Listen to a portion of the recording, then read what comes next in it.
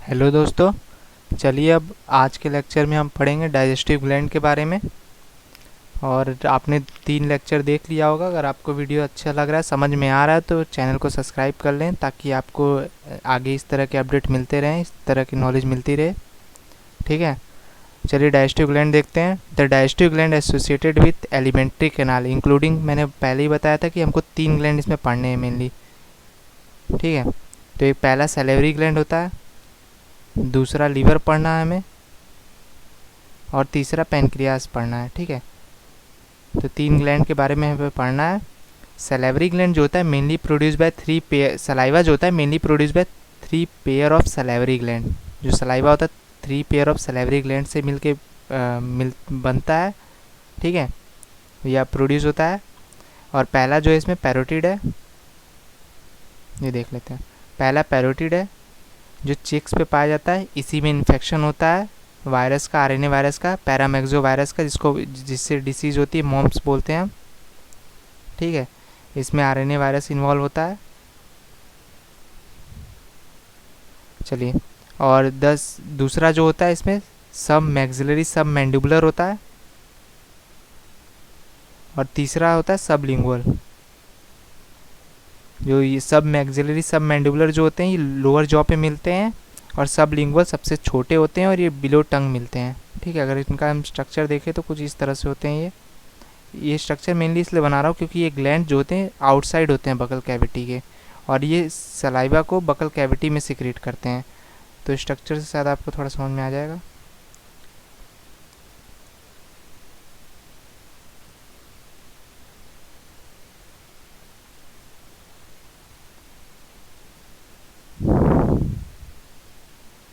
ठीक है, तो यहाँ चिक्स के पास मिलता है,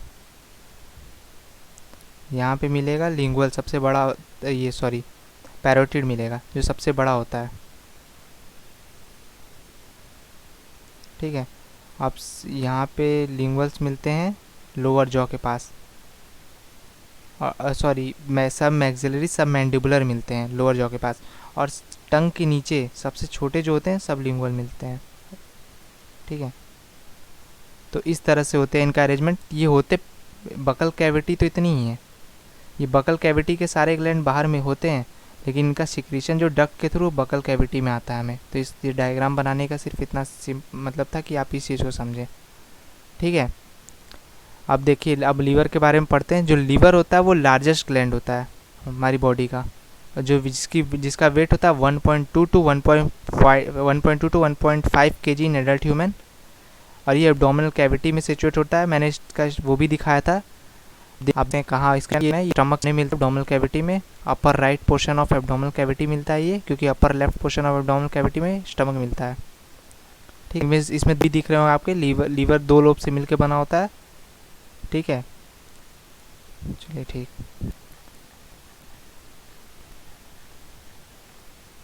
देखिए, just below diaphragm and has 2 lobe, वही मैंने डायग्राम में दिखाया। The hepatic lobule are structure and function unit of liver. तो इसमें याद रखिएगा हिपैटिक सेल नहीं है, थोड़ा ध्यान देने वाली बात है कि इसमें जो फंक्शन यूनिट है ये हिपैटिक लोब्यूल है।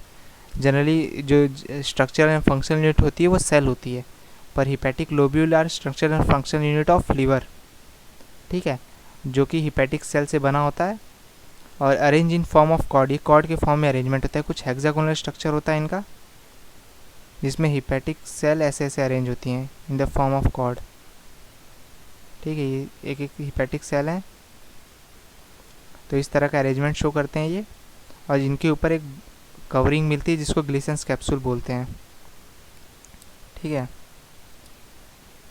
और क्या है, ये कनेक्टिव टिश्यू की बनी होती है ग्लिसन्स कैप्सूल। ये क्वेश्चन भी आता है कि जो ग्लिसन्स कैप्सूल है वो कनेक्टिव टिश्यू की शीथ है, कवरिंग है। ठीक है, the bile secreted by hepatic sales passes through hepatic duct. ये जो बाइल हिपैटिक सेल सिक्रेट करती है हिपैटिक डक्ट के थ्रू पास होती है, और फिर इसमें गॉल ब्लैडर इन्वॉल्व होता है। गॉल ब्लैडर का काम है कि जो बाइल जूस आया है उसको स्टोर करना और कंसंट्रेट करना, 2 काम है गॉल ब्लैडर का। ठीक है, the hepatic cell passes through the bile जो बाइल जूस आ रहा है उसी को, the bile secreted by hepatic cell passes through hepatic duct and store and concentrate in thin muscular sac called gall bladder. तो बाइल के लिए storage का काम और कंसंट्रेशन का काम कौन कर रहा है? गॉल ब्लैडर कर रहा है, ठीक है। The duct of gall bladder, जिसको सिस्टिक डक्ट हम बोलते हैं, along with hepatic duct of liver, ठीक है, फॉर्म कॉमन बाइल डक्ट। ये कॉमन बाइल डक्ट बनाते हैं, डायग्राम में आपको दिख जाएगा। ये देखिए, ये आई गॉल ब्लैडर की डक्ट, सिस्टिक डक्ट, और हिपैटिक डक्ट जो लीवर से आई, ये दोनों मिलके यहाँ कॉमन बाइल डक्ट बना लेते हैं ये, ठीक है। अभी कॉमन बाइल डक्ट जो है पैंक्रियास के साथ, पैंक्रियाटिक डक्ट से मिलके हिपैटो पैंक्रियाटिक डक्ट बना लेते हैं। हिपैटो पैंक्रियाटिक डक्ट कहने का ये मतलब है, इसमें मेंशन नहीं, कॉमन हिपैटिक डक्ट दे दिया है। अच्छा, ये हिपैटिक डक्ट, और इसमें देखिए कुल मिला के हिपैटिक जो वर्ड है वो लीवर से आता है, तो इसको हिपैटो पैंक्रियाटिक डक्ट बोल देते हैं, ठीक है, इस डक्ट को, जो जाके ड्यूडेनम में खुल रहा है। ये रहा मेंशन है इसमें डायग्राम में, हिपैटो पैंक्रियाटिक डक्ट, ठीक है। और यहीं पे एक स्पिंटर भी मिलेगा ताकि बैकफ्लो ना हो, तो स्पिंटर, यहाँ स्पिंटर ऑफ ओडाई मिलता है, ठीक है। ये रहा हिपैटो पैंक्रियाटिक डक्ट बोला गया। देखिए पहला क्या था, पहला आप देखते हैं कि कहाँ से क्या कनेक्शन था। पहला जो डक्ट आया गॉल ब्लैडर से, इसको सिस्टिक डक्ट बोला गया। Cystic duct along with hepatic duct जो लीवर से आया, वो दोनों मिलके कॉमन बाइल डक्ट बना दिए। फिर ये कॉमन बाइल डक्ट पैंक्रियास के डक्ट के साथ मिलके, ठीक है, और ड्यूडेनम में सी शेप ड्यूडेनम में खुलता है, जो हिपैटो पैंक्रियाटिक डक्ट के through, which guarded by sphincter. उस स्पिंटर को बोलते हैं स्पिंटर ऑफ ओडाई।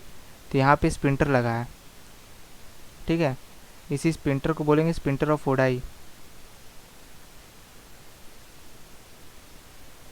ठीक है। जब अब पैंक्रियास के बारे में पढ़ लेते हैं, ज़्यादा नहीं लिखा है, थोड़ा ही लिखा है पैंक्रियास का यहाँ पे। Pancreas is compound both exocrine and endocrine. ये दोनों, ये हेक्सोक्राइन और एंडोक्राइन दोनों ग्लैंड होता है, ठीक है, इसलिए इसको हेट्रोग्लैंड बोलते हैं और कंपाउंड ग्लैंड बोलते हैं, या हेट्रोक्राइन बोलते हैं। Elongated organ situated between limbs of C shape duodenum. ये दिख रहा है हमें, पैंक्रियास जो है ये ड्यूडेनम है, सी शेप ड्यूडेनम है, इसके बीच में मिलता है पैंक्रियास, ठीक है। The exocrine portion secrete alkaline, जो हेक्सोक्राइन पोर्शन है वो सिक्रीट करता है alkaline pancreatic juice containing enzymes. Exocrine portion है जिसमें डक्ट पाया जाता है। हेक्सोक्राइन करने का मतलब उसमें डक्ट मिलता है, जो डक्ट से हो रहा है उसमें वो एल्कलाइन पैंक्रियाटिक जूस सिक्रीट करता है कंटेनिंग एंजाइम, ये जो इस चैप्टर में हम पढ़ रहे हैं, ठीक है। और जो एंडोक्राइन पोर्शन है ये हम लास्ट चैप्टर में पढ़ेंगे ह्यूमन फिजियो के। वो एंडोक्राइन जो ग्लैंड होता है वो इंसुलिन और ग्लूकागन, दो हार्मोन सिक्रीट करता है, ठीक है, इंसुलिन और ग्लूकागन। ये जो एंडोक्राइन पोर्शन है ये 1 to 2% ही होता है, ठीक है। चलिए अब इसके आगे हम देखते हैं नेक्स्ट लेक्चर में डाइजेशन ऑफ फूड के बारे में पढ़ेंगे। बाकी स्टार्ट नहीं है तो आप लेक्चर आप समझ पाएंगे, और आपको अगर अच्छा लग रहा हो, समझ में आ रहा हो, तो चैनल को सब्सक्राइब कर लें। Thank you.